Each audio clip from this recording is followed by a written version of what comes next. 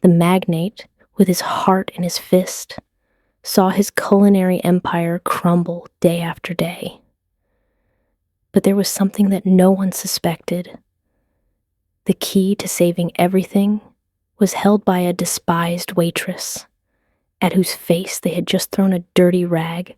This is the story of a young woman who dared to risk her future with a stealthy act in the darkness of the night. A forbidden act that changed everything. What happened next was not just a miracle, but the fall of the liars and the awakening of an arrogant boss. It all started when the lights went out and a shadow appeared. Are you ready to hear the story? Hey, are you deaf or are you stupid? Are your ears just for decoration? The shrill scream broke the silence in the splendid kitchen of the Vega Cocina restaurant. The sizzling of the oil in the hot pans stopped suddenly. Dozens of chefs who worked in unison stood still, looking uncomfortably towards the center. Isabela, the waitress, stood out, shrugging her thin shoulders, clutching the dirty rag in hands reddened by chemical products and cracked by the cold water, feeling out of place among the impeccable white uniforms of the chefs. Baltasar Rojo Cruz, the executive chef, tall and bulky with his chef's jacket embroidered in gold, his face reddened by the heat and anger, approached like a predator. The sound of his kitchen shoes hitting the tiled floor was fast and threatening. He stood imposing in front of Isabela. His gigantic shadow covered her. His gaze swept from her black hair bun to her old cloth shoes, a look of superiority directed at a pile of garbage. What the hell are you doing here, Isabela? He roared. Without waiting for an answer, he tore off the rag. Zass, with a violent arm movement, he threw the whole bucket of dirty water at the young woman, full of traces of oil and black soap. Splash! The dirty water sprayed, staining Isabela's immaculate white apron. The drops of malodorous water fell on her hair and slipped down her cheeks, cold and sticky. Isabela was paralyzed, her hands still in the position of holding the rag, her eyes wide open and stunned, looking at the stain of dirty water that spread over her chest. Baltasar did not stop. He brought his thick and wide index finger, impregnated with the smell of garlic and roasted peppers, to her face. This area is not for servitude. Do not touch the sacred plating area again with your hands that smell of cold gas. You are polluting my air, do you understand? The kitchen was submerged in a sepulchral silence. Severo Landa, in charge of the hot kitchen, looked away, pretending to move the broth pot. Barbara Trevino, the pastry chef, bowed her head over the dough tray. Nobody dared to say a word. Baltasar was the tyrant king here. Isabela pressed her lips hard, containing a tremor. She lowered her head, her voice a murmur, but maintaining a peak of dignity. Excuse me, chef. I just saw a stain of sauce on the floor, and I wanted to clean it before— Shut up, Baltasar roared, interrupting her explanation with his saliva dripping. I do not pay you to think. I pay you to clean up and get out of my sight. Do you understand? From the plating area, a cold and malicious laugh was heard. Adela Cortez, the head waitress, was cleaning some expensive Talavera plates. She looked at the regrettable and soaked figure of Isabela with contempt. Her lips, painted crimson red, were curved in a mocking smile. Have you heard it, Isabela? Adela said, with a voice loud enough for the whole kitchen to hear her. Every word, like a pin, returns to the cleaning area, sister. Do not dream of being here. This kitchen is not a game, and certainly is not a place for people like you." Isabela's face burned. The humiliation went up to her throat, bitter and suffocating. She did not answer. She knew what her place was. Here she was less than a pile of dust. She crouched, quietly picking up the dirty rag that Baltasar had thrown to the ground, and began to dry the puddle of dirty water that he himself had caused. Just at that moment, the swinging doors that led to the main room opened suddenly. Whoosh! Gael Alvarez de la Vega, the young magnate and owner of the Vega Cocina restaurant, entered. His impeccable Italian blue suit embraced his tall figure, but did not hide the fatigue emanating from his attractive face. The deep eyes of the young millionaire were sunken, with red veins from lack of sleep. One of the most tragic stories of millionaires unfolded before his eyes. The atmosphere in the kitchen changed immediately, going from fear to extreme tension. Gael went directly to the center, where a large pot of black mole was steaming. He took a bright silver spoon, took a little of the thick black sauce, brought it close to his nose to smell it, and then tasted it. The whole kitchen held its breath. Baltasar stood with his hands behind his back. The sweat was purling on his forehead, his adorable wrinkled smile fading. "Mr. Gael," Baltasar stammered with a trembling voice. The sauce of today's clang.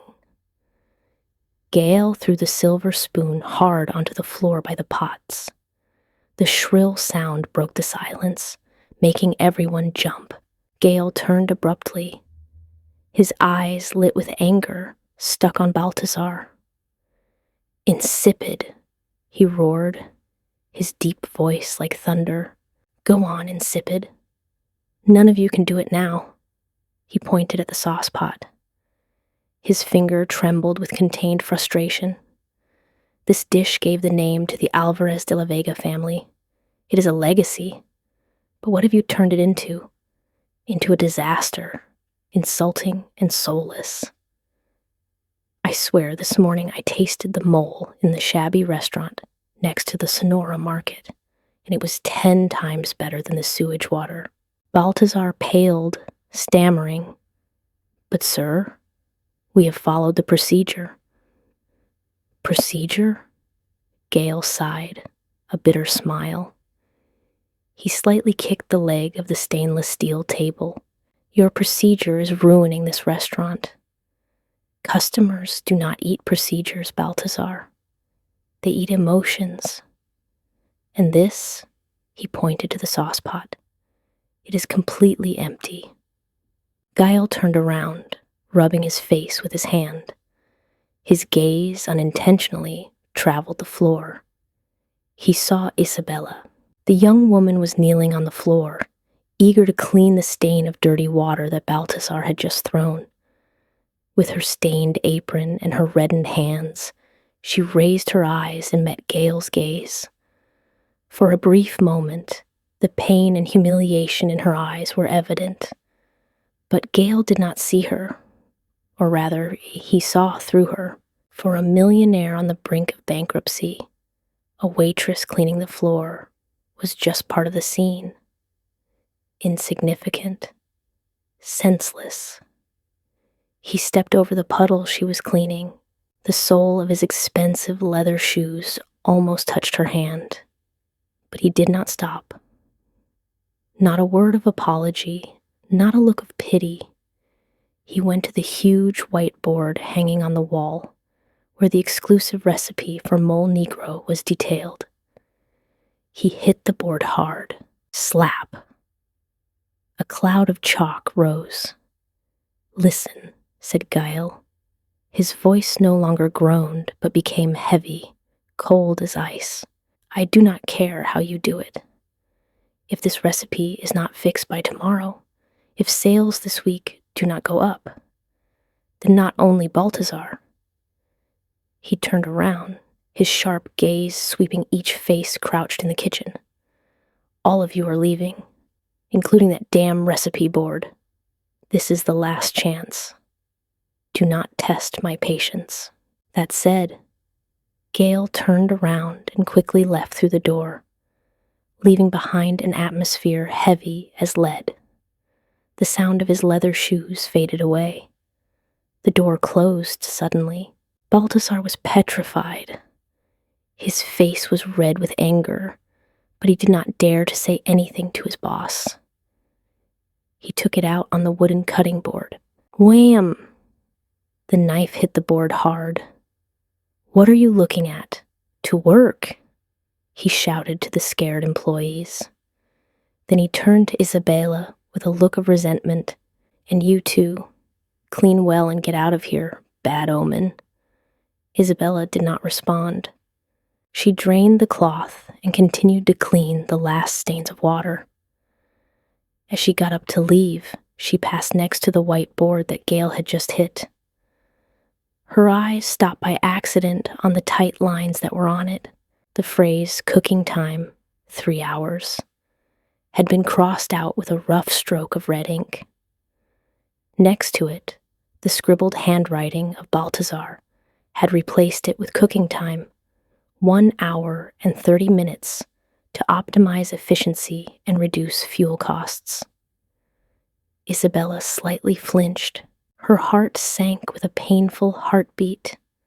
Memories flooded her mind.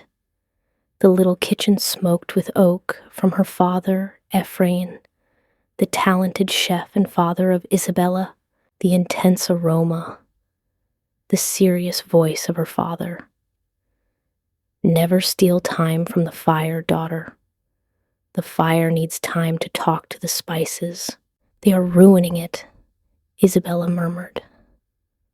Her hand, without realizing it, squeezed the dirty cloth. Suddenly, a soft hand touched Isabela's shoulder. Isabela jumped and turned abruptly. It was Alvaro Mencia, the kitchen assistant of the night shift. He looked around him and secretly put something wrapped in a paper napkin in her hand. "Take it," whispered Alvaro with a warm voice. "A freshly baked concha. It is still hot." Isabela looked at the bread in her hand, then at Alvaro. "Don't worry about what he says, Isabela," he said quickly, with his eyes glancing at Baltasar. "I see you work. You are more diligent than all of them put together. Eat to replenish your strength." Isabela leaned slightly, with a knot in her throat. She dedicated a weak smile to him, keeping the bread in the pocket of her soaked apron. Alvaro turned around in a hurry. The kitchen was emptying as the chefs began to clean. Isabela was left alone in front of the huge recipe board. The cool neon light reflected on her delicate but sad face. She raised her rough hand. Her trembling fingers gently touched the phrase carved on the board. In that moment of silence, she ceased to be the humiliated waitress. She was the daughter of Ephraim Montoya. "They have forgotten their breath, father," Isabela whispered, her drowned voice fading in the air, her black eyes shining with a small but determined spark. "They have forgotten the soul of the mole." She lowered her hand, turned around, and went to the warehouse. They had forgotten her small figure projecting a long shadow on the slippery floor, leaving behind a wrong recipe that she hoped to save. Isabela had just disappeared behind the wardrobe door when the noise from the television exploded. "Last hour. Urgent." The reporter's voice was overwhelming. Isabela stopped in the middle of nowhere. On the screen, Vega Cocina's branch in Guadalajara appeared with the iron doors closed and a striking red stamp crossed over it. Vega Cocina's branch in the north has officially announced its indefinite closure. The luxury chain that once was a symbol of the high society of Mexico City is at the edge of bankruptcy. The shares are collapsing uncontrollably. Many experts think this is the end of a legend. The murmur exploded. My God, is it really closed? And us? Will they fire us? Isabela looked at the screen. A chill ran down her back. Not out of fear of losing her job, but because she was witnessing the collapse of her father's legacy. The next morning, the atmosphere in the meeting room was dense. Gael Alvarez de la Vega was lying on the president's chair. The expensive suit, but the untied tie, the tangled hair. He covered his face with his hands, hiding his despair. This was one of those stories of millionaires that were not very flattering. Octavio Ledesma, the head of accounting, trembled next to the projector. Sir Gael, Octavio muttered. This quarter's income has fallen by 40%. The wine suppliers have stopped delivering because we have been 2 months behind in payments. The bank called this morning. We have been left without resources. Gael raised his head. His eyes were injected with blood, looking at the red numbers. Down 40%, he whispered with a hoarse voice. How is this possible? Bang. A blow on the table. Baltasar Rojo Cruz got up with a jump, walking through the room like an injured animal, his face reddened with anger. Let no one complain anymore, he roared. We have to survive. Without money, there is no art that is worth it. He leaned on the recipe board, took a marker, and marked the list of ingredients. From tomorrow, he pointed out with a threatening tone, reduce the amount of shrimp in the appetizer, replace the fresh ancho chili with cheap imported chili powder for the side dishes. Reuse the remains of the mole from the previous day to mix with the new batch. Understood? Tomas Calderon, a young chef, asked shyly. But chef, that will make all the flavor. Shut up, Baltasar shouted. Do you want to preserve the flavor or your position? The one who does not agree can leave right now. Gael said nothing. He stayed there, helpless, watching Baltasar destroy the last standards of the restaurant. His silence was the most painful complicity. The meeting ended in confusion. Everyone dispersed. Isabela had just left to look for the cleaning utensils when a hand with red-painted nails stopped her. Adela Cortez intervened in her way, with her hands on her hips and an expression of disgust full of malice. Stop there, Isabela. Adela, I have to clean the living room.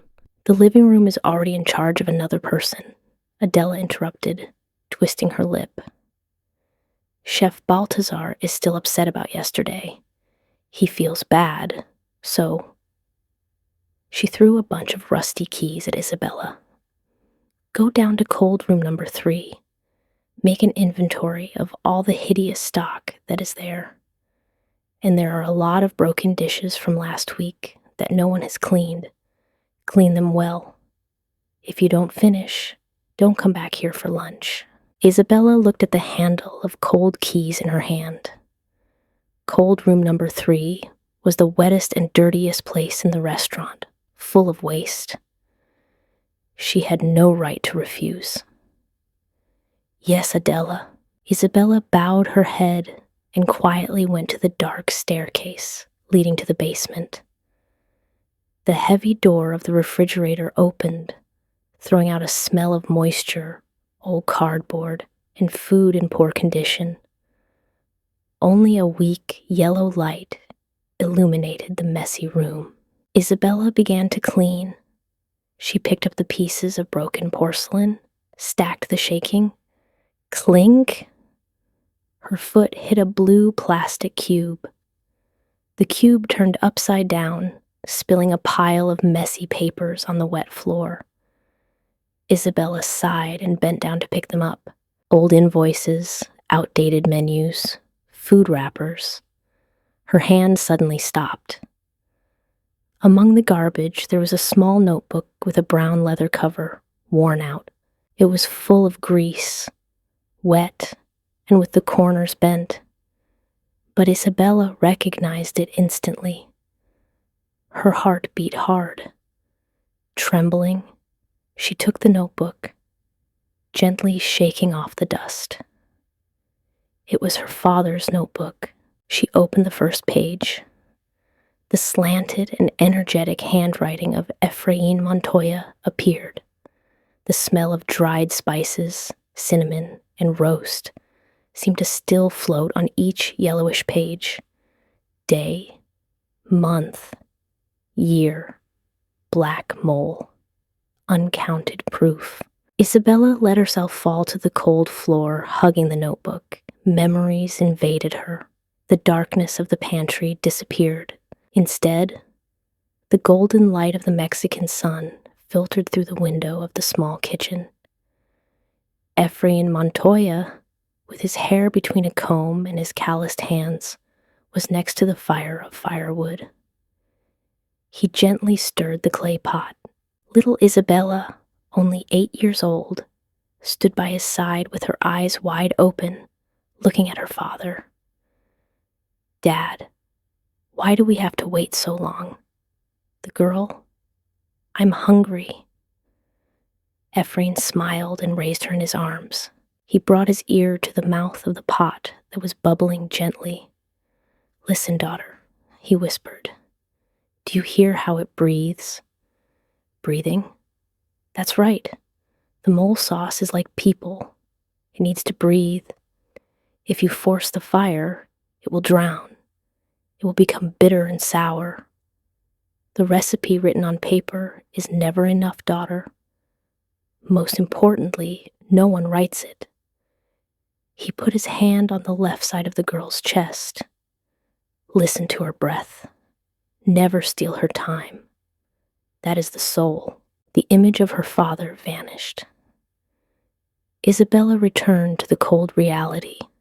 Her tears fell, soaking the old page. She read the sentence on the margin that her father had highlighted. "The mole lives from the breath, not from the speed." The bitter truth took over her. Baltasar had not only provoked his father's dismissal, he had thrown his legacy into the trash.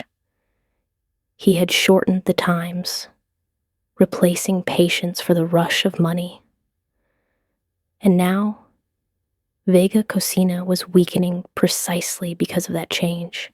"Dad was right," Isabela whispered. Her trembling voice became determination. The tears dried up as she squeezed the notebook in her hands.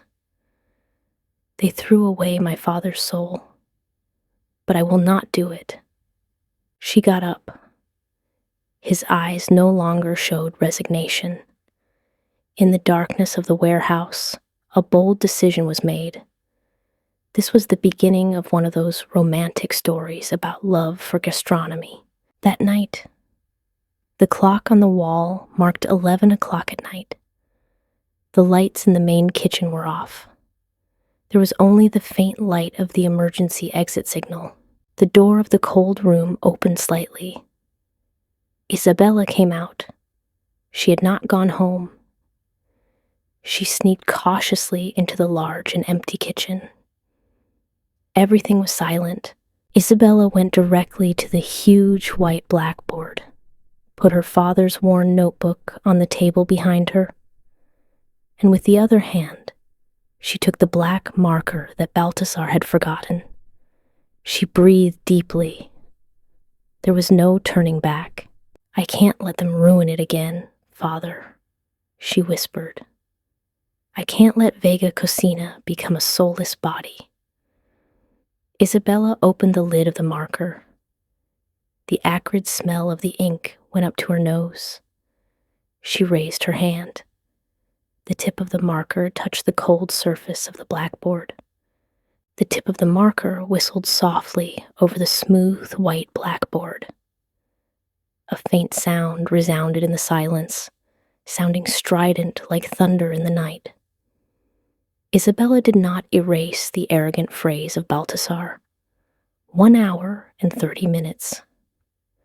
She was not so stupid as to confront him directly. Instead, she found a space between the cooking process and the process of filtering the sauce, a place that Baltasar had abruptly removed to save time. Her hand trembled slightly, but the letters she wrote were firm and careful. She rewrote exactly what her father had taught her, what was in the old and crumpled notebook. Rest phase. Let the sauce rest for 45 minutes. Turn off the fire completely. Allow the spices to fuse and breathe before straining. She stopped for a second, remembering Gael's tired face that morning. She bit her lip. She wrote the last 2 words, remarking them and making them bigger than the others, as a plea, a warning to anyone in the kitchen the next day. Do not run. Click. She closed the marker and put it back in its place. Her heart beat hard in her chest. Suddenly, a creak sounded from the corridor that led to the kitchen. Then, the squeaking of a radio and the sound of heavy steps. Noise. Noise. Central report. We are checking the area of the main kitchen. It was Cairo Belmonte, the corpulent and grumpy security guard of the restaurant. Isabela jumped up. Her blood seemed to freeze. If they found her there at that time, standing in front of the recipe board, they would fire her immediately and even accuse her of sabotage. A flashlight flashed through the crack. Cairo approached. Without time to think, Isabela ran quickly to the large stainless steel table in the center. She shrugged, sliding under the dark table, squeezing her thin body between the large oil cans. She covered her mouth with her hand, holding her breath. The kitchen door opened suddenly. Click. The beam of the flashlight went through the kitchen. It passed through the shiny rows of knives, through the recipe board, and stopped at the table where Isabela was. Cairo entered, his heavy shoes hitting the floor. He pointed the flashlight to the dark corners. "Who is there?" Cairo shouted with a hoarse voice. "I heard a noise. Get out immediately." Isabela closed her eyes tightly. Her heart beat so hard that she feared that Cairo would hear it. The light of the flashlight went across the floor, approaching the bottom of the table. Just a few centimeters more, and the light would reach her. Meow, a soft and lazy meow resounded. From a pile of empty cardboard boxes in the opposite corner, a black cat, the street cat that the chefs used to feed in secret, came out lazily, stretched, and licked his leg. Ciro jumped and pointed the flashlight at the cat. He exhaled, lowering the flashlight. "Damn it, it's you again, little demon," Ciro murmured with a less tense voice. "You scared me. Go play somewhere else." He waved his hand to scare the cat, and then turned around, heading towards the door. "Report. It's just the street cat. Safe area." The steps moved away and then went out. The door closed. Isabela collapsed on the floor. The cold sweat soaked her back. Shaky, she exhaled, caressing her chest to calm her heart beating wildly.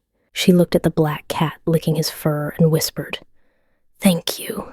The next morning, the faint light of the morning sun was filtering through the window, illuminating the cold utensils of stainless steel. Tomas Calderon was the first to enter the kitchen. The young chef, with his curly hair and always curious while donning his apron, approached the recipe board to check the list of tasks for the day. His eyes crossed the familiar lines and then suddenly stopped. He closed his eyes, getting closer. "What the hell is this?" murmured Tomas. "Rest phase. Let the sauce rest for 45 minutes. Do not run. Who wrote this? This handwriting is not Baltasar's." He looked around him, but there was still no sign of anyone in the kitchen. Do not run? Another joke by whom? If Baltasar sees it, that person will have many problems. He took the eraser from the blackboard, ready to erase the strange phrase, but his hand stopped in the air. Tomas remembered the batch of sauce from yesterday, insipid, washed out. He remembered Gael's face of disappointment. He was a young chef. He still had the flame of passion that Baltasar had lost a long time ago. The phrase, "allow the spices to breathe," sounded strangely logical. "What difference does it make?" said Tomas, leaving the eraser. "Baltasar has not arrived. Let's try it once. Anyway, he will not try it." He started to cook the first batch of mole of the day, but this time, when the sauce boiled, instead of straining it immediately as usual, he turned off the fire, covered the pot, and waited. 15 minutes, 30 minutes, 45 minutes. Tomas patiently waited out the clock, although he was full of doubts. The time ended. He opened the lid of the pot. Whoosh!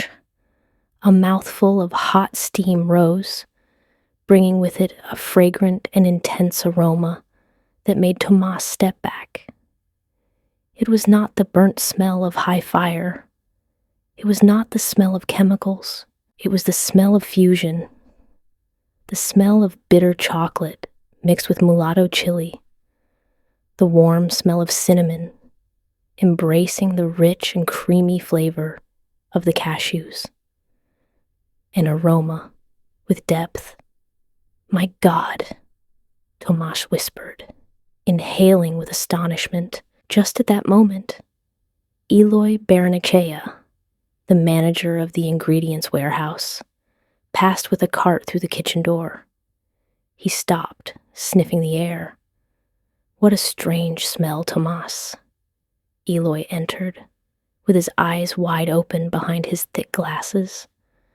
"It seems that it smells better than usual, just the mole flavor that I remember when Mr. Ephraim made it." Tomas did not have time to respond when a loud noise resounded from the main entrance. The door opened suddenly. Gael Alvarez de la Vega entered. Today he arrived earlier than usual. He was going to review the books before opening. His mood was still heavy like a stone. But when he entered the dressing room, a seductive and powerful aroma dragged him like an invisible force. It was not like the industrial food smell of the last few days. It reminded him of childhood memories, of family dinners when Vega Cocina was just a small restaurant full of laughter. Gael went directly to the kitchen without saying a word. He approached Tomas's sauce pot. Tomas retreated scared, tilting his head. Hello, sir." Gael did not pay attention to him. He looked at the black sauce pot, soft as velvet. He took a clean silver spoon, took out some sauce, and brought it to his mouth.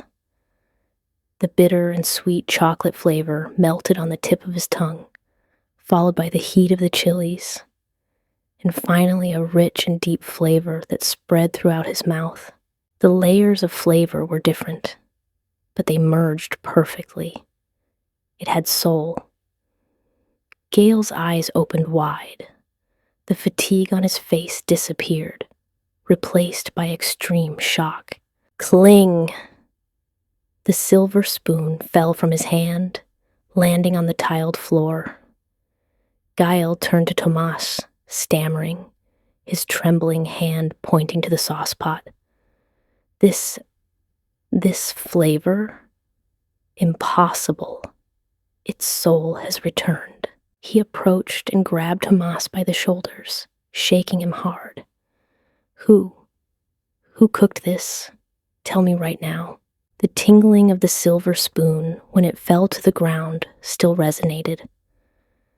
Tomas had barely recovered when Baltasar Rojo Cruz broke through the back door with a gloomy face.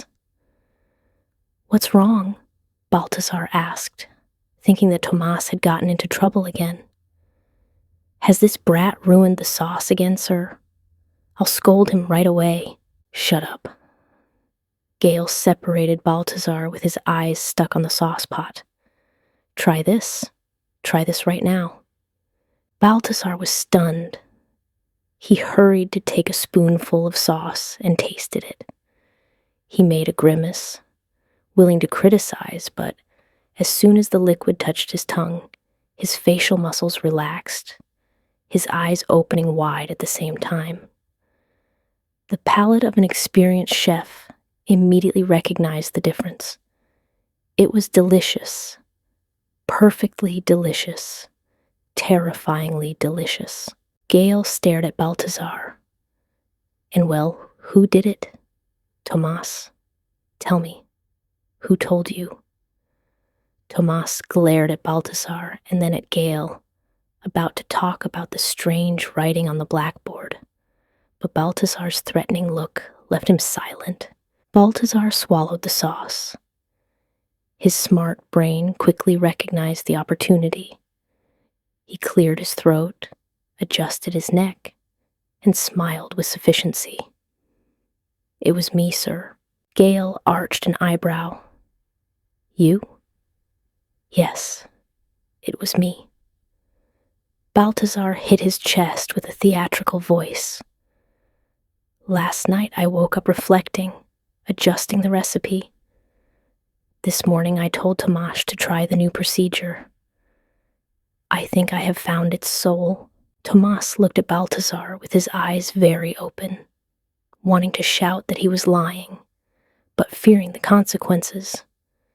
A man who yesterday demanded to reduce the time, today had changed 180 degrees. But the flavor was too convincing, and the pressure to save the restaurant was so big that he wanted to believe. "Okay," Gael exclaimed, nodding. If he really did it, Baltasar just saved his position. He turned to Tomas and the chefs. "Very good. Listen, everyone. Follow this procedure for all the moles today. Tonight we have an important dinner for the critic, Don Leandro Quintana, a renowned gastronomic expert, and for our partner, Fabian Olvera, a key commercial partner. This is crucial. Do not miss this video. You to watch this video for the first time. You to watch this video the first time. We invite you to watch this video for first. We invite you to watch this first." This started. They served steaming dishes of black mole. In the kitchen, Baltasar was coming and going, tense but arrogant, rushing the employees and observing the reactions of the customers. Magnificent, really magnificent. Don Leandro's cry echoed to the kitchen. "Chef, let the chef come out." Baltasar adjusted his hat, straightened his jacket, and with a triumphant smile, he went to the main room to applause. "This mole has the flavor of yesteryear, like in the glory days of Vega." Don Leandro nodded with approval, raising his wine glass toward Baltasar. "How did you achieve it, Baltasar?" Baltasar bowed his head faintly, with his hand on his chest. "Thank you, sir. I have dedicated a lot of care to it. I had to fight a mental battle to find the essence again." Gael was by his side, smiling satisfied, patting Baltasar on the shoulder with a look of trust. He had recovered hope for the restaurant. In the dark corner of the hallway, Isabela huddled behind the door, watching everything. She saw Baltasar being honored. She saw Gael smile at the thief of her work. The pain of being invisible had never been so clear. Should Isabela run to the banquet hall? Shout the truth in that very instant? To unmask Baltasar, accepting the risk of being fired permanently? Or should she continue enduring, waiting for another opportunity to prove herself on her own merit? The party ended with great joy. Gael bid farewell to the guests and then returned to the kitchen. He took a thick envelope from his jacket pocket and handed it to Baltasar. "An extra bonus for you, Baltasar," said Gael. "You have done an excellent job." Baltasar took the envelope. His eyes shone with greed. "Thank you, sir. I will strive even harder." Gael nodded and left. Baltasar turned around. His adulating expression disappeared, replaced by arrogance. He stuffed the money into his pocket and headed aggressively toward the dishwashing area. He saw Isabela toiling to clean the floor. He stopped, gave the water bucket a slight kick with the tip of his shoe, making it splash. Isabela looked up, watching him with reddened eyes but with fire in them. Baltasar crouched down and whispered in her ear, his breath smelling of alcohol. "Clean. Useless. Don't look at me like that. Don't dream of things that don't belong to you. You are just a maid, a rat in this kitchen. Understood?" He laughed with contempt. He turned around and left, whistling down the hallway. Isabela squeezed the rag so hard that water dripped to the floor. She watched his back, then looked at the recipe board where her writing still remained, silent and tenacious. "You are wrong, Baltasar," she whispered, with a cold and sharp voice. "I am not a rat. I am fire, and the fire will illuminate the liars." Baltasar's threat continued floating in the air, obsessive and cold. But Isabela no longer cried. She crouched, continued cleaning the floor, but every stroke was now stronger and more determined. The next morning, Gael Alvarez de la Vega was seated in his luxurious office with wood paneling, contemplating the bustling Mexico City. On his desk lay the sales report from the previous day, an astonishing figure. He should be happy. He should be uncorking champagne to celebrate, but a thorn was stuck in his mind, a doubt he couldn't dispel. He remembered Baltasar's elusive gaze when receiving the praise.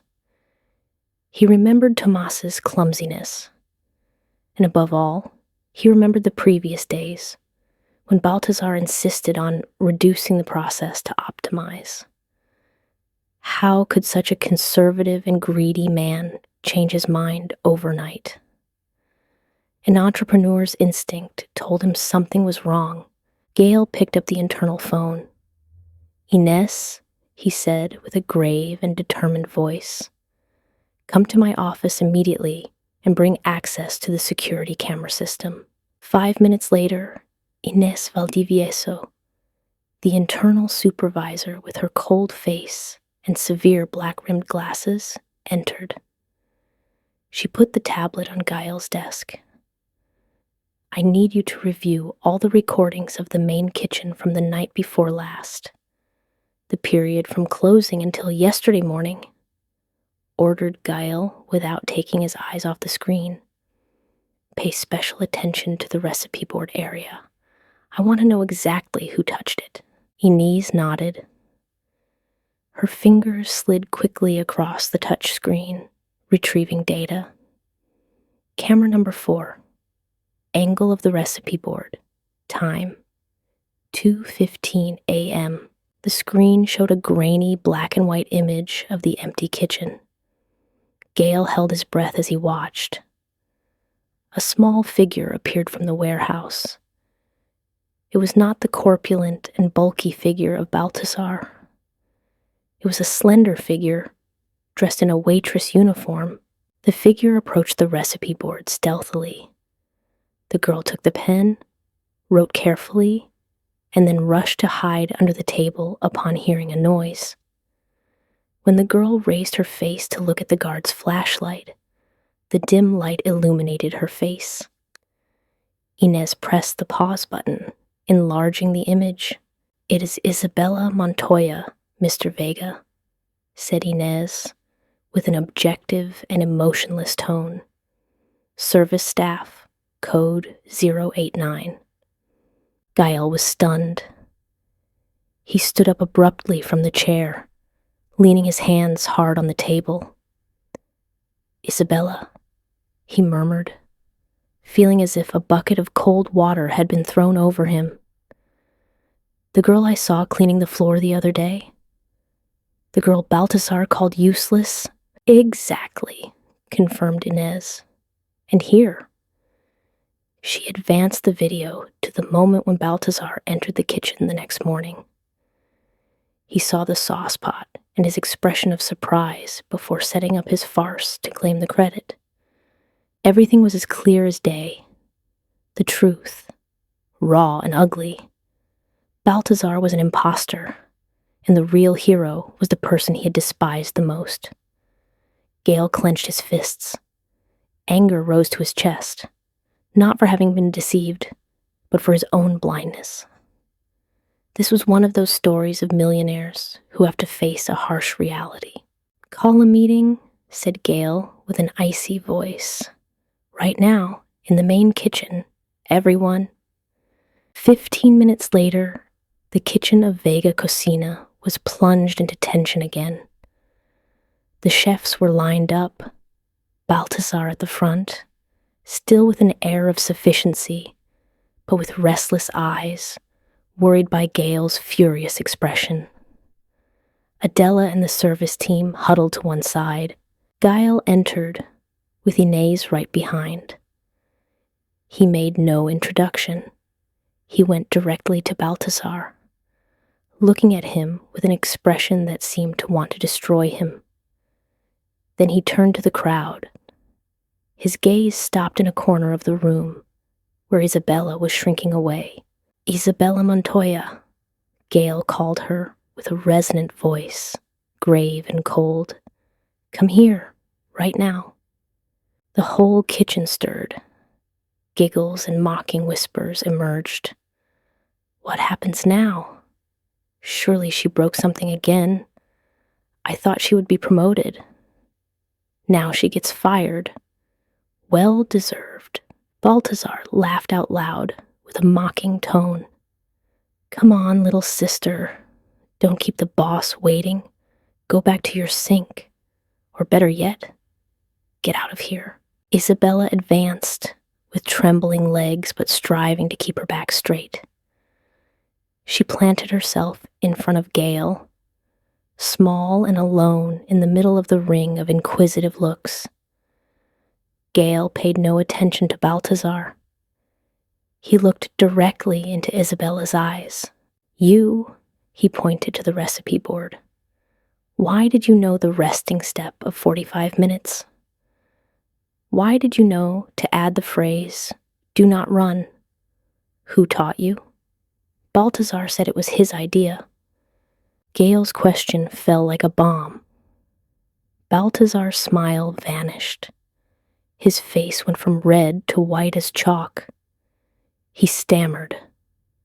Sir, that girl, she is just a—" "Shut up!"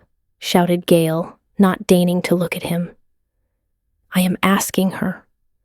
Isabela raised her head, looked at Gael, then at Baltasar, who was trembling. The fear in her vanished. In its place, a strange strength, the strength of the blood running through her veins, of the memories of her beloved father. She took a deep breath. Her voice sounded, at first a little trembling, but then became clear and strong, each word like a knife cutting through Baltasar's false arrogance. "Because it is my father's legacy, sir," said Isabela with shining eyes. "It is the recipe of Efrain Montoya, the man you fired 10 years ago." She pointed directly at Baltasar. You caused my father to be fired because he did not want to reduce the waiting time of the black mole to optimize profits according to your criteria. You said my father's method was obsolete, that it was a waste. And now, do you use that same method to save your own position? The atmosphere in the kitchen froze. Everyone held their breath. The mouths that were laughing opened wide, astonished. Severo, Tomas, Adela. Everyone was stunned. Baltasar paled. Cold sweat ran down his forehead. He took a step back. His lips moved, but he pronounced no words. Gael stared at Baltasar, then turned to Isabela with a completely different look. Surprise turned into extreme anger, and finally settled into deep disappointment and regret. He remembered the name of Efrain Montoya, the old and dedicated chef whom his father had respected so much, the man whom he had forgotten when he took the reins of the restaurant and gave full powers to Baltasar. "Efrain Montoya," murmured Gael, clenching his fist. "Your father was Efrain Montoya." The truth had come to light, a painful but necessary truth. The mask of the impostor had fallen, revealing the ugly face of greed and deception. And the person invisible for so long was now in the spotlight, shining with her own dignity. The name Efrain Montoya still floated in the dense air of the kitchen. Gael looked at Baltasar with cold eyes. Gael turned to Inez, nodding. Inez stepped forward, extending an old human resources file. "This is the dismissal file of Mr. Efrain Montoya from 10 years ago. Reason? Failure to comply with the cost optimization procedure. Signed by Baltasar Rojo Cruz." Baltasar backed away. His back hit the work table. He tried to justify himself, but Gael raised a hand to stop him. "Enough. I don't want to hear any more lies." He turned to Isabela. "Isabela Montoya, from this moment, I appoint you special flavor advisor of Vega Cocina. You will supervise the entire process of making the black mole and other traditional dishes. All your decisions regarding flavor will be supreme." A murmur exploded. Gael turned around sharply. His gaze swept the room, silencing all noises. He pointed to Baltasar. "And you, Baltasar, are temporarily stripped of direct authority in the kitchen.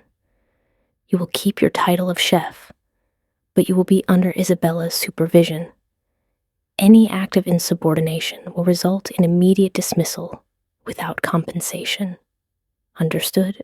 Baltasar was stunned. His face reddened with rage. The veins in his neck swelled. He had been humiliated in front of those he had previously intimidated, forced to bow before the kitchen rat. "Sir," Baltasar hissed, "you are making a grave mistake. She is just a waitress, without qualifications, without experience in management. She will make everything chaos in this kitchen. She has what you lost a long time ago, Baltasar," replied Gael coldly. "She has integrity, and she has the true recipe. Disperse. Get back to work." The crowd dispersed, but the atmosphere in the kitchen had changed. A great crack had formed. Isabela stood there, still disbelieving what she had heard. She looked at Gael with eyes full of gratitude, but also with a hint of fear. Gael looked at her, nodded to encourage her, and then left the kitchen with Inez. As soon as Gael disappeared, Baltasar turned sharply to look at Isabela. His eyes no longer showed arrogance, but a dark hatred. He said nothing, just sketched a cold smile that made Isabela shudder. He abruptly took off his apron, threw it hard on the table, and headed aggressively toward the cold room. In the humid darkness of the cold room, Baltasar met Renata Rojo, his niece, a kitchen assistant he had placed there. Renata was busy arranging meat trays, and seeing her uncle enter with a furious expression, ran towards him. "Uncle Baltasar, what's wrong? I heard that—" "Shut up," Baltasar shouted, kicking an empty cardboard box. "That brat, Ephraim's brat, dares to steal my bread. Who does she think she is, the queen of this kitchen?" He panted, with bloodshot eyes. He reached into the inner pocket of his jacket and took out a tiny glass vial containing a transparent liquid without a label. "Take it." He shoved the vial into Renata's hand. What is this?" Renata asked, trembling.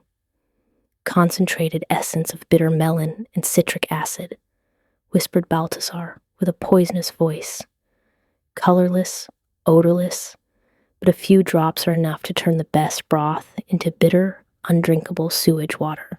Renata almost dropped the vial. "Uncle, you go, not me. You—" Baltasar grabbed Renata's wrist, squeezing tightly. "Tomorrow night is the reopening, with old Don Leandro and the VIP Hector Vizcarra, a VIP client and business partner. If the dish fails, that brat's reputation will be shattered. The boss will see that she is just useless, and I will be the hero who saves the situation again. But the cameras? I'll take care of it." Baltasar smiled with contempt. "The camera in this cold room broke this morning, and the one in the main kitchen. You pour it into the mother broth pot when everyone is cleaning at the end of the shift. No one will notice. Do it if you want to keep working here. If you want to keep—" Renata swallowed saliva, nodding tremblingly, putting the bottle of poison in her jacket pocket. The next day, Isabela began her first day as an advisor. It was a nightmare. The kitchen was deeply divided. The group of young chefs like Tomas Calderon and Ivan, the cold kitchen chef, supported her enthusiastically. Tomas repeated constantly, "Chef Isabela, tell me what you need." But the group of older chefs, Baltasar's clique, like Severolanda, openly opposed her. "Hey, Isabela," said Severo dryly when she asked him to lower the heat of the pot. "I was cooking before you were born. Don't give me lessons." He purposely turned up the heat as soon as she turned around. Other kitchen assistants whispered and laughed behind her back. All her instructions were executed reluctantly, slowly. In the afternoon, Isabela was exhausted. She felt helpless. She went to the office of Paloma Iniguez, the operations manager. "Paloma," said Isabela with a worried voice, "I feel a bad vibe in the kitchen. Baltasar is too quiet, and everyone is deliberately slowing down the process. I'm afraid that tomorrow night—" Paloma looked at the young woman, sighing. "I know, Isabela. I see it too. But Baltasar is very cunning. He hasn't done anything that breaks the rules. He is just playing a psychological game. You have to be strong." "But I have a bad feeling," whispered Isabela. "Very bad." "We are watching him," Paloma reassured her. "The security cameras work 24/7. He won't dare do anything foolish. Focus on the food." Night fell. The kitchen had been cleaned thoroughly. Everyone was going home. The pot of mother broth, the soul of tomorrow's mole, was simmering on a small stove to keep it warm overnight. This precious broth, made with chicken bones, vegetables, and roasted spices, had been cooking for 24 hours. Renata Rojo pretended to have forgotten something and returned to the kitchen. She looked around. Ciro Belmonte, the night security guard, was in the hallway, his back turned, absorbed in a phone conversation. Renata, with her heart beating wildly, approached the broth pot. She stealthily took the bottle of liquid from her pocket. Her trembling hands opened the lid. "I'm sorry," whispered Renata. And then she emptied the bottle into the steaming pot of broth. The transparent liquid dissolved instantly in the dark liquid, without bubbles, without changing color. Only the fragrant aroma of the broth seemed to be suffocated by a cold and invisible air in an instant, and then returned to normal. Renata quickly put the empty bottle in her pocket and ran out the back door. The next morning, the day of destiny, Isabela arrived early as usual. Today was the most important day of her life. She wore a new chef's uniform with her father's old apron. She approached the mother broth pot. The aroma still emanated, but her intuition told her something was wrong. The aroma, it lacked warmth. It seemed cold. She took the ladle. She took out some broth. She brought it to her mouth to taste its intensity before starting to prepare the sauce.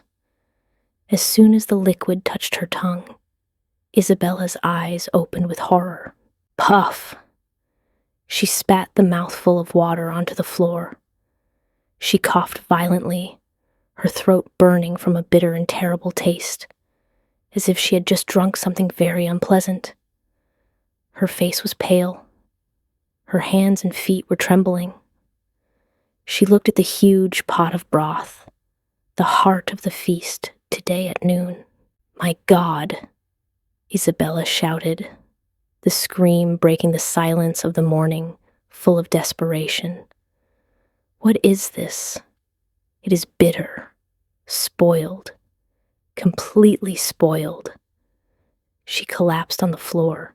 The clock on the wall ticked coldly. There were exactly 2 hours left before the most important guests walked through that door. And Vega Cocina had no broth. If you were Isabela in this situation, what would you do if there were only 2 hours left for the party to start and the main broth pot had been sabotaged? Isabela's desperate scream broke the morning. The kitchen door burst open. Baltasar Rojo Cruz burst in first, with a distressed face but satisfied eyes. "What's happening?" he shouted, running to the broth pot, tasting it and spitting it onto the floor. "My God, how bitter. It is all spoiled." He turned and shouted at Isabela, who was on her knees on the floor. "You see, I told you. She has ruined all our work." The commotion caused Gael Alvarez de la Vega to come down from his office. He rushed into the kitchen, his face pale. "Isabela, what is going on?" "It is true.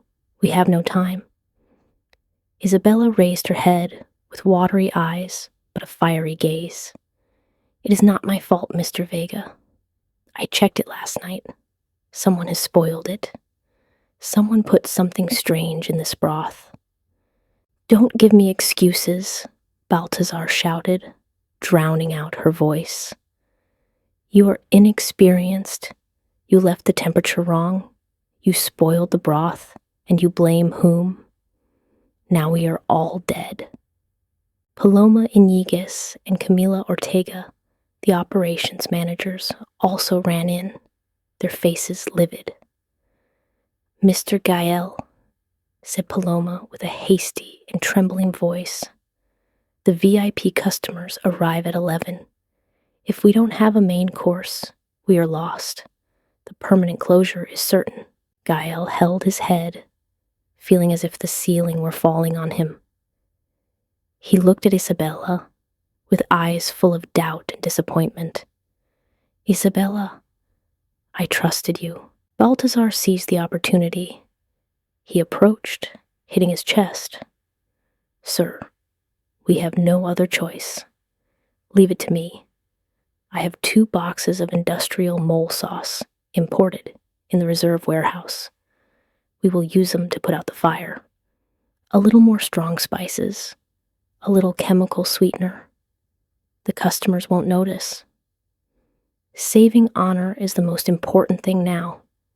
Either we use it or we lose everything. Gael looked up. His eyes wavered. Use industrial sauce. That was a humiliation. But bankruptcy? Gael stammered. How can I? Decide, sir, urged Baltasar. Isabela jumped to her feet. She wiped her tears, leaving a soot stain on her cheek. She stared at the flame burning in the oven, remembering her father's words. No! Isabela's scream resonated powerfully, startling everyone. She stood in front of Gael, pointing directly at Baltasar. Never. Vega Cocina cannot use that low-quality product. That is not mole, that is a deception. If you use it, you will be destroying this restaurant faster than closing it. What the hell do you know? Baltasar growled, trying to lunge at her. We have no broth. Are you going to cook with tap water? I will cook it, declared Isabela with a cold and firm voice. Someone has spoiled it. I don't know who, but I won't give up. We still have fire. We still have ingredients. She turned to Tomas Calderon and Ivan, the 2 young chefs. Tomas, Ivan, bring all the chicken bones and meat scraps left in the refrigerator right now. But we need 24 hours to cook the bones, stammered Tomas. We don't need 24 hours, shouted Isabela, running towards the oven area. Turn on the oven to the highest temperature, 250 degrees Celsius. We will roast the bones until they are charred, caramelizing all the protein. Barbara, help me toast dry chilies, cinnamon, and pepper in a pan over high heat. Toast them until they smoke. She turned to look at Gael, her eyes shining with a mad faith. We will use the slow roasting method, a technique of the poor who do not have time to boil. We will burn the ingredients to create an intense flavor instantly. Then we will pressure cook them in an industrial pot. We will have broth in 1 hour and 30 minutes. I swear by my father's honor. Gael looked at the small woman, who burned like a living torch. He saw the image of Efrain Montoya in her.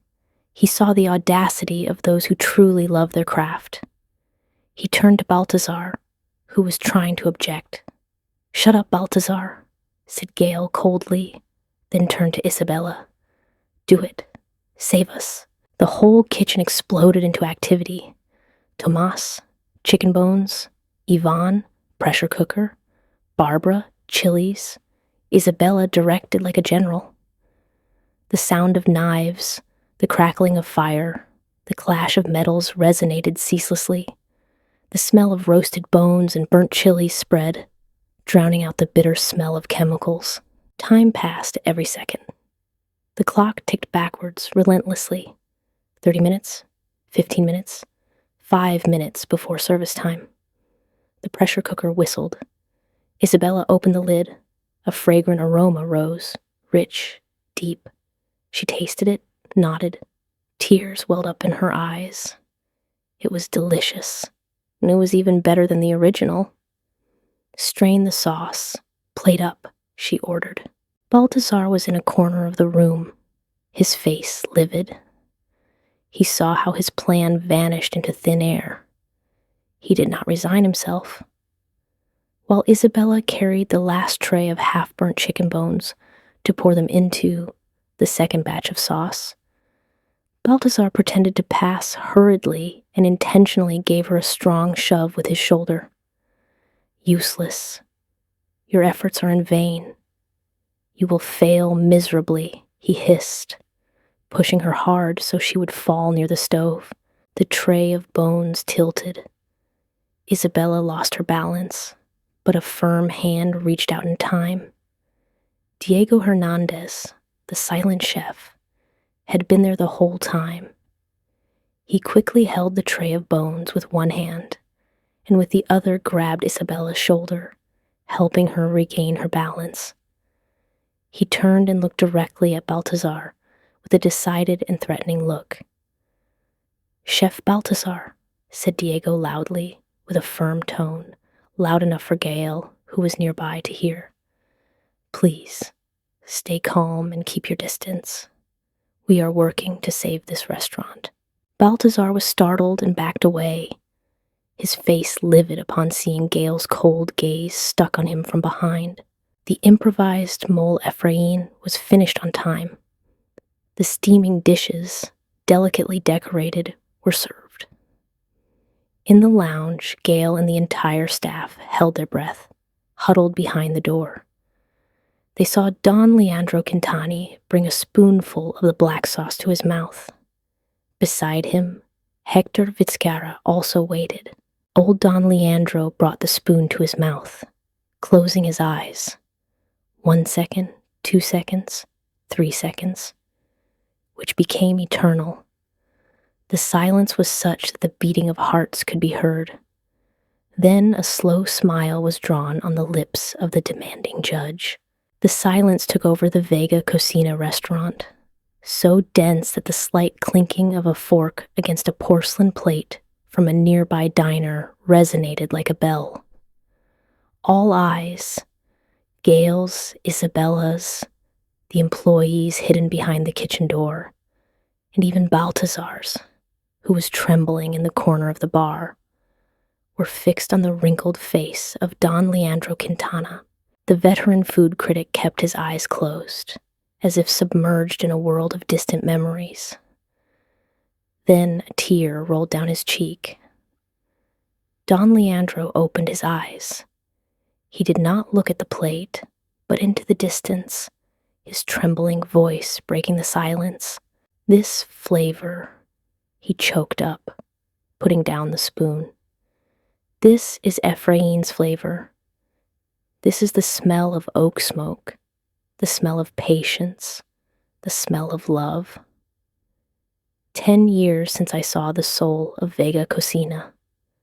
Hector Vizcarra, the demanding VIP client sitting in front of him, also nodded with approval, with an expression of rare satisfaction. "Excellent," exclaimed Hector, intense, deep, and full of surprises. "I have never tasted a mole with such a delicate, smoky aftertaste. Gael has achieved it." Applause broke out, at first scattered, then it spread throughout the room. In the kitchen, the jubilation was total. Tomas and Ivan hugged each other, jumping. Adela burst into tears of relief. Gael leaned against the wall, exhaling a long sigh, feeling as if a weight had been lifted from him. He turned to look at Isabela. The small woman, with her face stained with soot, her apron full of sauce stains, stood there with the most radiant smile he had ever seen. His eyes were full of appreciation and respect. She had saved him. She had saved them all. But the joy had not finished settling when the kitchen door opened again. Inés Valdivieso entered, not with her usual haste, but with the coldness and firmness of a judge. Behind her came Ciro Belmonte, the corpulent warehouse guard, with his head down and full of remorse, and 2 imposing security guards. In Inés's hand, a tablet and an important piece of evidence, a tiny empty glass vial. The atmosphere in the kitchen fell again. The laughter died down. Inés went directly to Gael, but her sharp gaze settled on Baltasar, who was trying to sneak out the back door. "Stop him," ordered Inés. The 2 security agents immediately blocked Baltasar's path, forcing him back to the center of the kitchen. "What is going on here? Let go of me," Baltasar shouted, struggling uselessly. "I am the chef. What are you doing?" Inez held up the glass vial for everyone to see.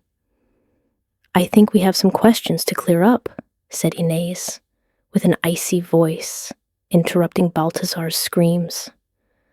"About the broth incident this morning, and about this bottle of solution found in the trash can of the women's restroom." "What solution?" asked Gael, frowning and approaching.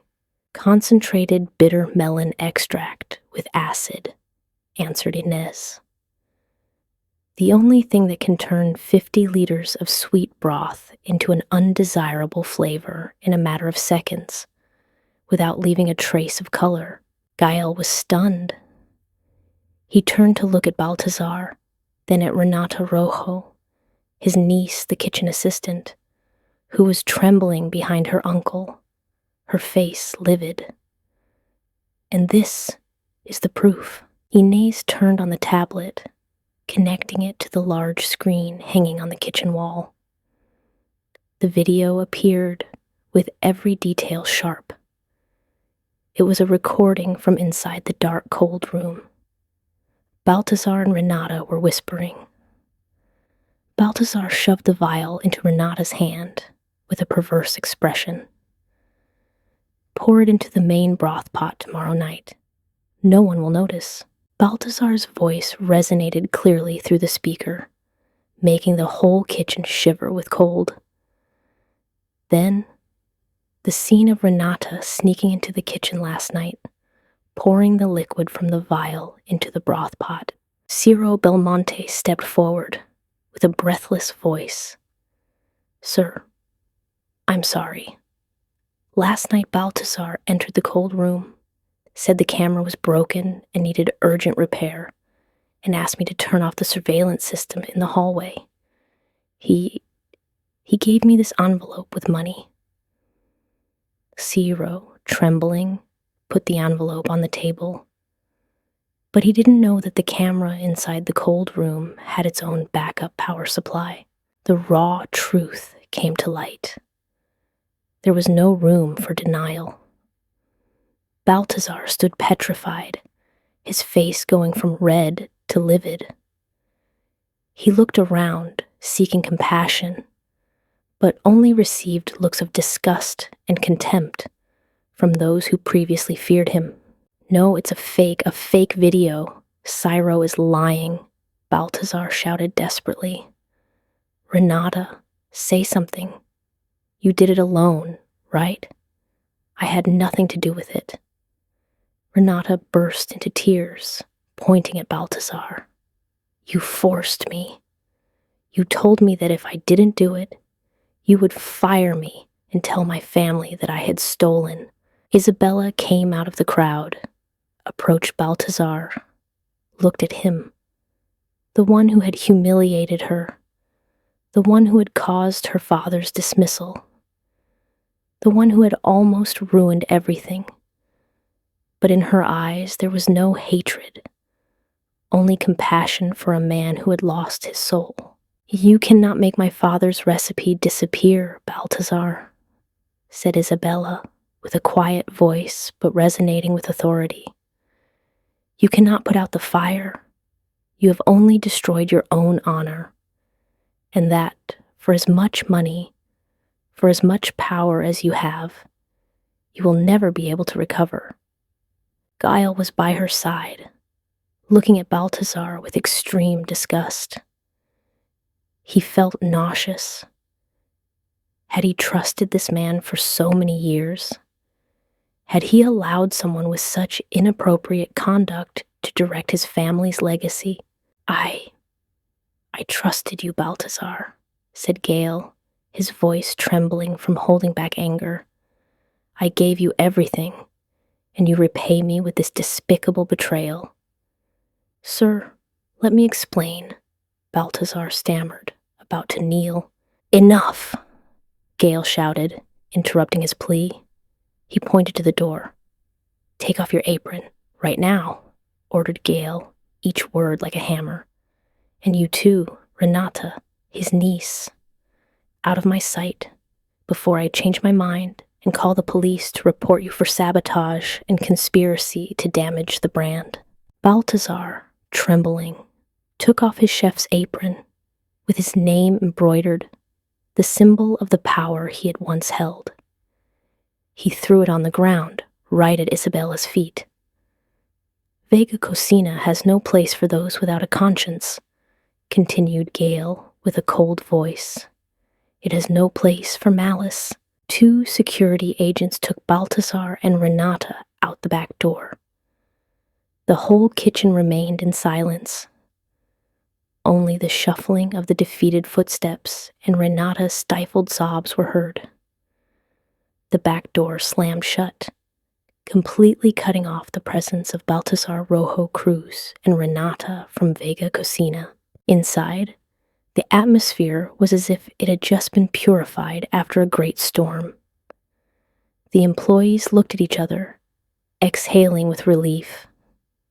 Adela Cortez leaned on the counter, following Baltasar's figure as he disappeared. She lowered her head, a hint of regret in her eyes as she looked at Isabela, whom she had once seconded Baltasar in intimidating. Finally, Adela murmured. Then she took a clean cloth and began to clean her area more carefully than ever. Gael Alvarez de la Vega turned around and stopped in the center of the kitchen. He looked around at the stained but radiant faces of the staff, and finally his gaze rested on Isabela. Isabela, Gael called her softly. Come to my office for a moment. Everyone stepped aside to let her pass. Isabela took off her sauce-stained apron, fixed her messy hair, and silently followed Gael. Gael's office was on the mezzanine, with glass walls offering a panoramic view of the kitchen and part of Mexico City, sparkling with lights. Gael closed the door. He did not go to the luxurious leather chair behind the large desk. Instead, he leaned on the edge of the table, facing Isabela. He was no longer the arrogant and distant boss. He was simply a man who had just realized the biggest mistake of his life. The silence took over the room. Outside the window, the streetlights began to flicker like shooting stars. Gael took a deep breath and then bowed his head before the small woman, a gesture that no employee of Vega Cocina had ever seen. Isabela, his voice trembled, soft and full of anguish. I'm sorry. Isabela looked at him with eyes wide open in surprise. I'm sorry, repeated Gael, raising his eyes to look directly into hers. I focused too much on soulless numbers, on profits, and the illusion of fame, and I forgot the true spirit of this restaurant. I was blind to let Baltasar manipulate me, believing his sweet lies. And worst of all, his voice cracked. Unintentionally, I became an accomplice to evil, causing your father, Mr. Efrain Montoya, who kept the flame of Vega Cocina alive for so many years, to leave. I made a very serious mistake, an unforgivable mistake. Isabela looked at the powerful man in front of her with a sincere expression of regret. She remembered the years her father was unemployed, sitting looking out the window with indescribable sadness. She remembered the humiliation she had had to endure, but then she also remembered her father's words. Hatred is like drinking a bitter draught and expecting others to suffer, daughter. A cook must have a heart as vast as the ocean. Only then can he contain the salt and sweetness of life. Isabela smiled slightly, a smile that illuminated her stained face. My father would forgive you, Mr. Vega, she said, with a quiet and warm voice. He always believed in sincerity. He used to say that as long as the cook realized where he went wrong and dared to rectify the seasoning, the dish could still be saved. She looked toward the kitchen through the glass, where everyone was starting to clean with smiles on their lips. And I think he would be very proud of Vega Cocina today, of what we have done together to save it from the ashes. Gael looked at the young woman before him with a look of hope and deep respect, like never before. He saw in her not only talent, but a great personality, a tolerance that he, with all his riches, still lacked. Perhaps this was the beginning of one of the most unexpected romantic stories. "Thank you, Isabela," said Gael. He straightened up, recovering his determined bearing, but now softer. "An empty apology is not enough. I want to amend this mistake with actions." He approached the desk and took out a new file folder. "Isabela Montoya," declared Gael solemnly, "I want you to be the creative sous chef of Vega Cocina. You will have full authority to direct the kitchen, decide the menu, and the procedures. I want you to return Vega Cocina to its rightful place with your father's philosophy." Isabela was stunned. Creative sous chef was a distant dream she'd never dared to imagine. "And there is something else," continued Gael, his eyes shining. "I want to change the name of our star dish, the traditional black mole. From today, on the menu of all branches, it will be solemnly called Mole Ephraim." Isabela covered her mouth. Tears welled up, not for the position, but for the name. The name of her father, the forgotten and despised chef, would now be honored forever on the menu of the most prestigious restaurant in the city. You really? It is me. I am. He deserves it, Isabela.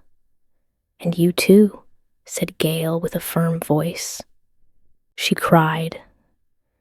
Tears rolled down her cheeks, washing away all the humiliation and bitterness of the last 10 years.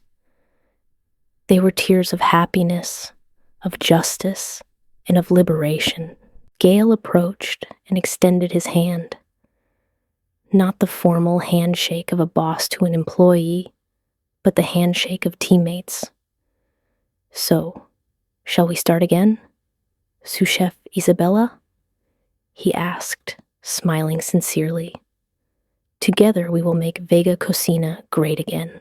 Isabela wiped her tears, took a deep breath, and grabbed Gael's hand. Her rough and calloused hand squeezed his soft hand. A wave of warmth spread. Yes, Mr. Vega, she replied with a firm voice. Let's start again. In your opinion, was Gael's conversion something natural or driven by circumstances? Will their relationship develop further? The handshake between Isabela and Gael in the office that night was not just a labor agreement. It was the beginning of a new era at Vega Cocina. In the following days, the restaurant underwent complete major surgery. Not only was the menu changed, but the soul of the place was also reborn. A month later, the Vega Cocina restaurant officially reopened. The old facade, with its Spanish colonial architecture, was restored and shown under the Mexico City sun. Inside, the atmosphere was lively and full of passion, very different from the darkness before. Customers came in and out nonstop. The laughter, the clinking of glasses, created a symphony of life. In the newspaper El Universal de la Mañana, the food critic occupied the entire front page with the great headline, "The Rebirth of a Legend, the Soul of Mole Ephraim." The author was none other than Don Leandro Quintana. He wrote, "I have tasted many delicacies in my life, but never a meal that contained so much love and redemption. Vega Cocina not only serves food, it serves memories. In the kitchen, the atmosphere had also changed completely. There was no longer shouting, tension, envy, or factions. Instead, respect, passion, and positive discipline reigned. Everyone moved rhythmically, like a perfectly oiled machine. Tomas Calderon, now with the blue scarf of a sous chef, was busy by the wood oven. He was experimenting with a new technique. Sous chef Isabela, called Tomas, with shining eyes. I just found a way to optimize the roasting of cashews with mesquite wood. It keeps the fresh crunch and the distinctive smoky flavor, just like your father did. Isabela approached, tasted a hot cashew. She nodded, smiling satisfied. Very good, Tomas. You are already starting to understand the language of fire. Keep experimenting and listening to the ingredients. In the plating area, Adela Cortez reviewed the dessert before serving it. She saw Isabela approaching. Without her usual haughtiness, Adela bowed respectfully. Sous chef Isabela, said Adela with a soft voice. This is the churros with chocolate dessert, according to the new recipe. I would like your opinion before serving. Isabela tasted a little of the hot chocolate. Just a little more cinnamon, Adela. It will be perfect. Yes, sous chef, responded Adela quickly, with a look of true admiration. Isabela stood in the middle of the bustling kitchen. She did not wear the stiff and ostentatious white chef's jacket that Gael had given her. Instead, she wore a stylized kitchen uniform, jet black, like the color of mole sauce. But standing out against the black background was a rustic light brown cloth apron. It was her father Ephraim's old apron. It had been washed thoroughly, and the tears had been carefully mended by herself with red thread. It carried the smell of memories, of love, and of perseverance. She directed the kitchen like a talented orchestra conductor. Every gesture, every nod, gave off a confidence and soft authority that conquered everyone. This is one of those romantic stories of success and growth. At the kitchen door, Gael Alvarez de la Vega was leaning on the frame, watching in silence. He no longer had a tired, worried, or tormented face from profit figures. His face was relaxed.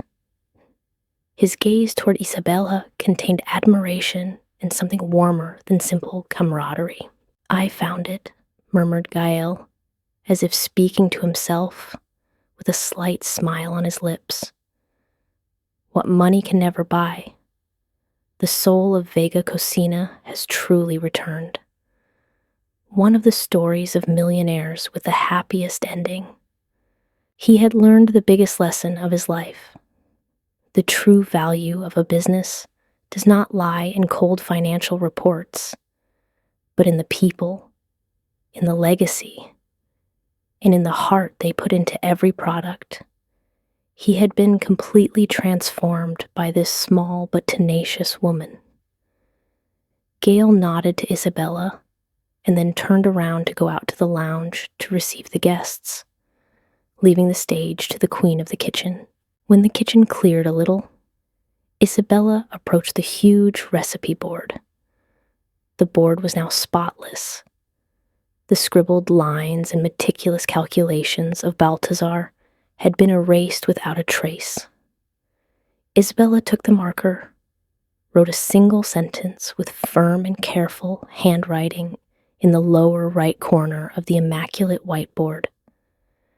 She stepped back to admire it.